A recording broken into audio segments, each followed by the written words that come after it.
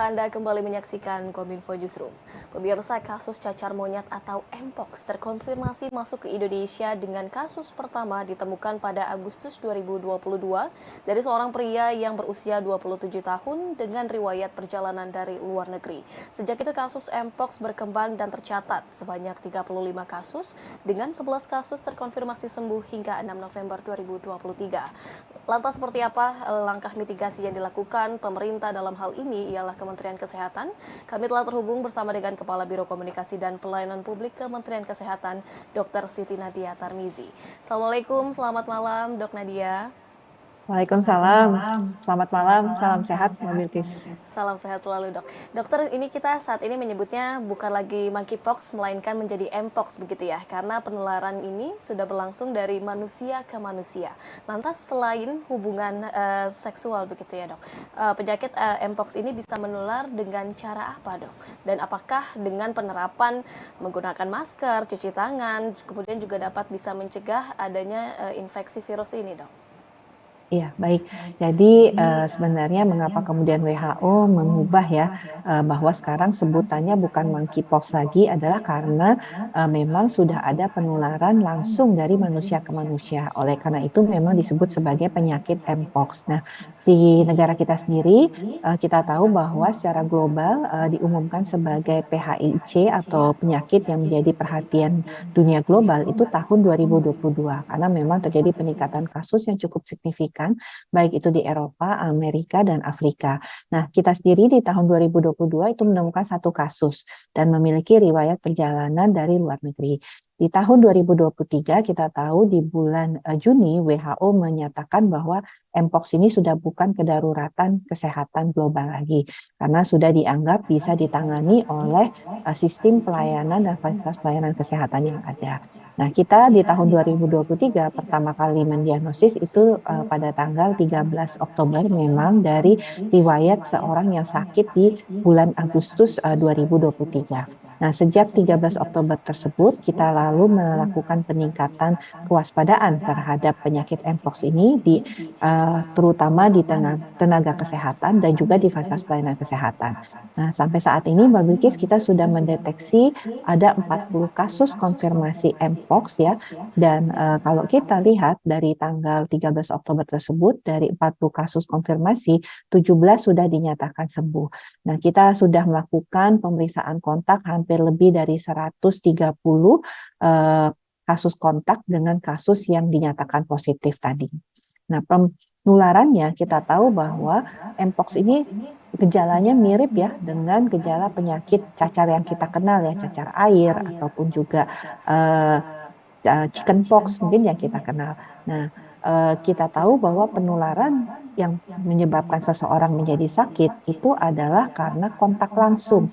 Jadi kontak langsung dengan cairan yang ada di lenting pada tubuh seorang pasien Mpox yang kemudian pecah. Nah, kontak ini bisa kontak langsung artinya kulit ke kulit atau mukosa ke mukosa ya. Atau juga bisa kontak tidak langsung yaitu melalui alat-alat pribadi yang dipakai oleh pasien Mpox tadi, misalnya spray tempat tidur, handuk, baju yang kemudian ada cairan yang menempel yang kemudian juga terjadi kontak dengan kulit kita atau kulit manusia. Nah, jadi karena proses kontak inilah yang menyebabkan terjadinya penularan daripada Mpox ini. Baik, ternyata untuk penularan ini bisa terjadi karena kontak langsung maupun kontak tidak langsung dengan adanya cairan yang keluar dari cacar monyet tersebut ya dok. Kemudian untuk jika orang tersebut memang dinyatakan terinfeksi cacar monyet, apakah perlu dilakukan karantina seperti layaknya COVID-19 begitu dok? Ya, jadi kalau seseorang yang terkena Mpox ini, kita tahu kan ya bahwa Mpox ini yang sangat ditakutkan sebenarnya adalah penularannya yang sangat cepat. Angka kematiannya ini hampir hanya kurang dari 1%. Jadi fatalitasnya ini sangat rendah, tapi penularannya yang cukup cepat ini karena tadi kontak langsung ataupun kontak tidak langsung ya. Nah, tentunya kita tahu bahwa seseorang yang kontak dengan pasien Mpox itu pertama kali akan muncul gejala demam itu antara 10 sampai 14 hari. kemudian muncul lenting-lenting yang ada di permukaan tubuh, seperti kalau kita dapat cacar air ya, Mbak Bilkis ya, itu paling gampang untuk mengenalnya, ruam-ruam kemerahan, kemudian muncul seperti papul, kemudian pecah ya, menjadi seperti kruste atau nanah ya, seperti itu adalah diperkirakan 3 sampai 5 hari. Nah, proses penyembuhannya sendiri dari setelah munculnya tanda-tanda di kulit tadi itu membutuhkan antara 2 sampai 3 minggu. Jadi karena proses yang cukup panjang, oleh karena itu memang yang kita coba untuk atasi adalah bagaimana supaya jangan terjadi banyak penularan. Oleh karena itu mereka yang punya gejala-gejala seperti tadi disebutkan, demam, kemudian ada kelainan kulit seperti lenting atau ruam-ruam kemerahan tadi, ini kita meminta untuk segera datang ke fasilitas pelayanan kesehatan. Karena nanti di pasca tersebut di puskesmas ataukah di rumah sakit akan diambil spesimennya dan dilakukan pemeriksaan untuk dipastikan apakah ini mpox atau cacar biasa. Nah, kalau dia mpox, ini kita akan menawarkan harus melakukan isolasi, bisa dilakukan isolasi di rumah, tapi koordinasi dengan puskesmas setempat, atau melakukan isolasi di fasilitas pelayanan kesehatan, ataukah di rumah sakit. Nah, jadi harapannya, karena kita tahu bahwa orang yang mpox ini tidak nyaman, karena nanti demam, rasa sakit, rasa gatal, yang nanti tentunya tidak nyaman untuk pasien tersebut. Sehingga memang kita berharap bahwa mereka melakukan isolasi. Dan karena dari data yang ada, sebagian besar dari pasien mpox ini adalah memiliki riwayat ya perilaku seks yang beresiko, yaitu mereka yang memiliki banyak pasangan dan berganti-ganti pasangan, dan sebagian besar kalau kita lihat dari 40 kasus itu sekitar 28-nya adalah mereka yang memiliki riwayat perilaku seks yang melakukan seks dengan sesama jenisnya. Nah, oleh karena itu kalau kemudian nanti positif mpox, pertama tentunya harus melakukan isolasi. Yang kedua adalah tidak melakukan aktivitas seksual. Baik, dapat digarisbawahi dalam hal ini untuk sehingga perbedaan antara cacar air biasa dengan cacar monyet ini dapat dibedakan dengan jenis ruamnya begitu ya dok. Kemudian dilakukan pengambilan sampling begitu di puskesmas untuk dapat diagnosa apakah ini memang betul cacar monyet atau bukan, ataupun ini cacar biasa begitu ya dok. Kemudian juga ada imbauan isolasi ini yang terpenting agar tidak menularkan lebih banyak lagi kepada masyarakat, dan yang terpenting ialah untuk tidak melakukan aktivitas seksual terlebih dahulu begitu ya dok. Lantas bagaimana dengan langkah mitigasi yang dilakukan oleh Kementerian Kesehatan untuk dapat terus menekan penyebaran adanya cacar monyet ini, dok? Ya, kalau sampai saat ini dari 40 kasus yang kita konfirmasi ya di tahun 2023 ini, semuanya berjenis kelamin lelaki dan tadi dengan riwayat perilaku seks yang beresiko.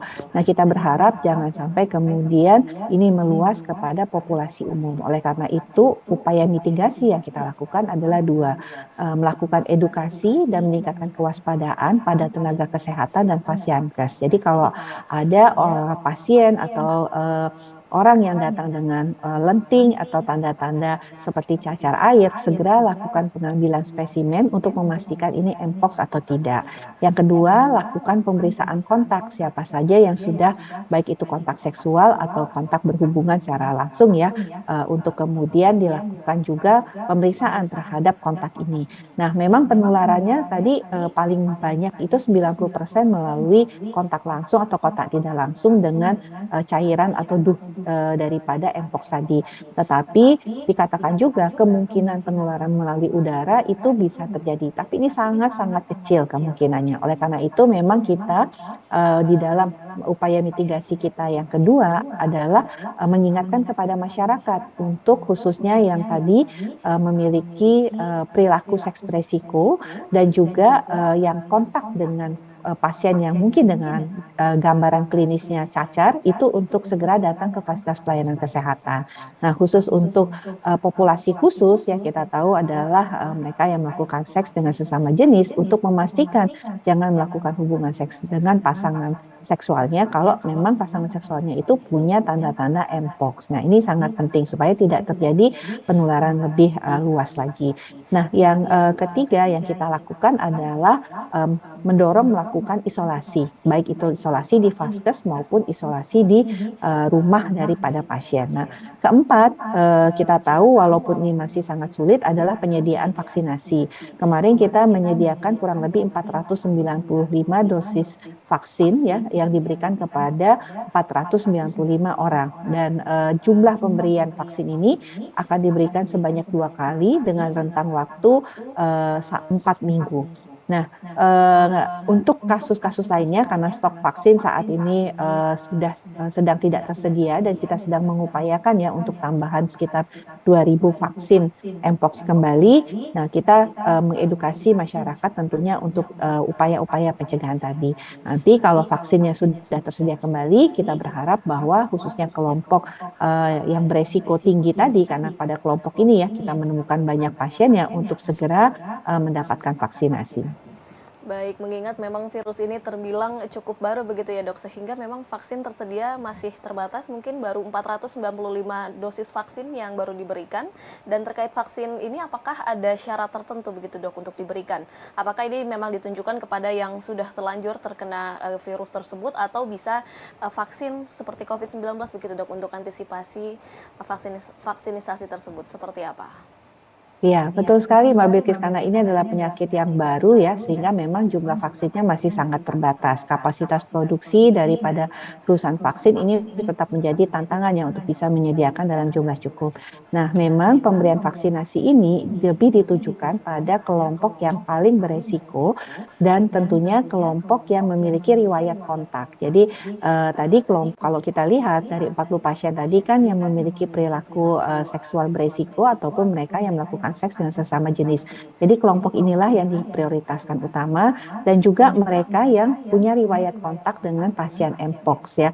Tapi kalau mereka yang sudah tertular Mpox, ini mereka tidak memerlukan vaksinasi terlebih dahulu. Jadi kita utamakan dulu tentunya kelompok yang belum mendapatkan atau terkena penyakit ini dan sembuh ya, karena pasti dengan mendapatkan ataupun sakit Mpox ini mereka mendapatkan imunitas dalam tubuhnya sehingga tidak diperlukan vaksinasi.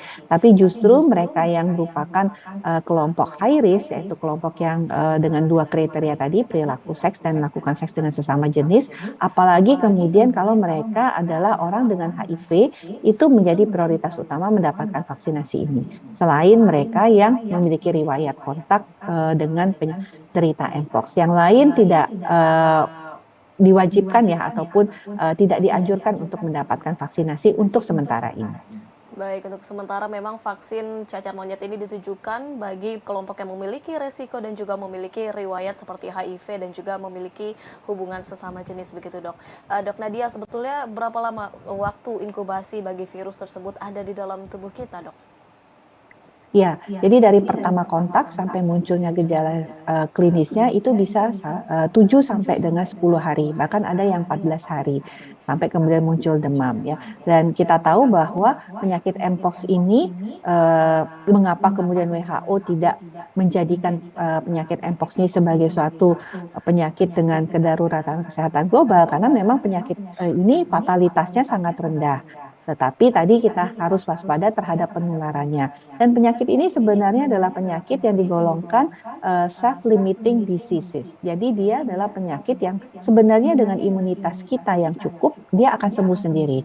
Nah, memang kita tahu seperti tadi ya, kelompok orang dengan HIV itu merupakan suatu masalah ya, karena memang imunitasnya tidak seoptimal orang dengan yang tidak menderita ataupun orang dengan HIV positif.